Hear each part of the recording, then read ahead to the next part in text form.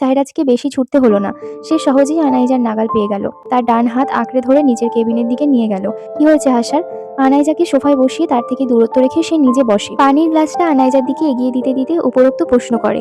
তবে আনাইজা জবাব দেয় না। তার হাত পা এখনো কাঁপছে, খুব জোরে নিঃশ্বাস নিচ্ছে আর হাঁপাচ্ছে। কুল, কি হয়েছে? কিছু কি হয়েছে? কেউ কিছু করেছে? এত ভয় কেন পাচ্ছ? আর এভাবে দৌড়াচ্ছিলি বা কেন? আনাইজা গ্লাসটা শক্ত করে চেপে ধরে, তবে মুখ দিয়ে কোনো শব্দ বের করে না। এই মেয়ে, কথা বলছো না কেন? না বললে কিভাবে বুঝবো? আমি কিছুক্ষণ এখানে থাকি, তারপর চলে যাব, প্রমিস, আপনাকে জ্বালাবো না।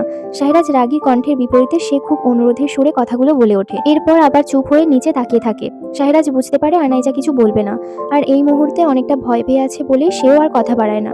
নিজের চেয়ারে গিয়ে বসে ল্যাপটপ অন করে। আনাইজা আর শাহরাজ দুজনে দরজার দিকে তাকায়। আনাইজা দরজার নিচের দিকে তাকিয়ে আরিয়ানের পা দেখে তার বুঝতে অসুবিধা হলো না কে নক করছে। তাকে খুঁজতে খুঁজতে এখানে চলে এসেছে। আনাইজা তড়িঘড়ি করে উঠে দাঁড়ায়। তাকে ওভাবে উঠতে দেখে শাহরাজও উঠে দাঁড়ায়।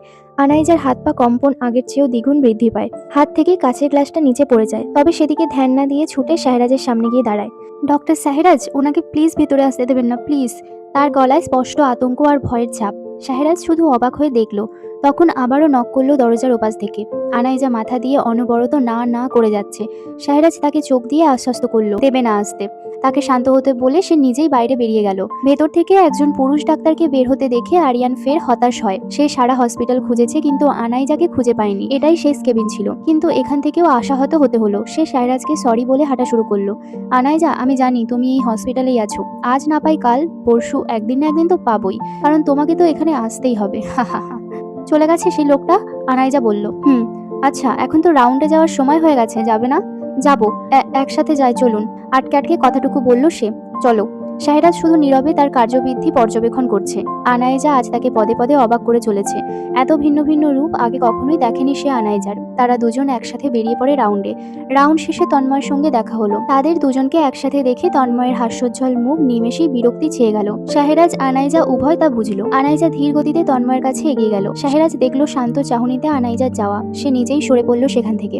কি ব্যাপার, এমন এলোমেলো দেখাচ্ছে কেন তোমাকে? তন্ময় বলল। আজ আরিয়ান চৌধুরী এসেছিল এখানে। আনাইজার কথা শুনে তন্ময় বেশ অবাক হলো। তা তার মুখ দেখে বোঝা গেল। সে অস্থির হয়ে প্রশ্ন করলো, এখানে, এই হসপিটালে?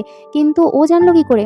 এটা তো একসময় হওয়ারই ছিল। আর কত লুকিয়ে থাকতাম। না, তোমার আর একা একা থাকা মোটেও সেফ হবে না। ও যখন একবার সন্ধান পেয়ে গেছে তবে ও আবার আসবে। জানি। আমি আজই ছুটির জন্য আবেদন করব। কালকের মধ্যে বাংলাদেশে রওনা হব আব্বু আম্মুকে নিয়ে তোমার বাবা মার সঙ্গে কথা বলতে, আমাদের বিয়ের ব্যাপারে। এত তাড়াতাড়ি? নেক্সট পার্ট কত নাম্বার হবে সেটা কমেন্টে জানাও।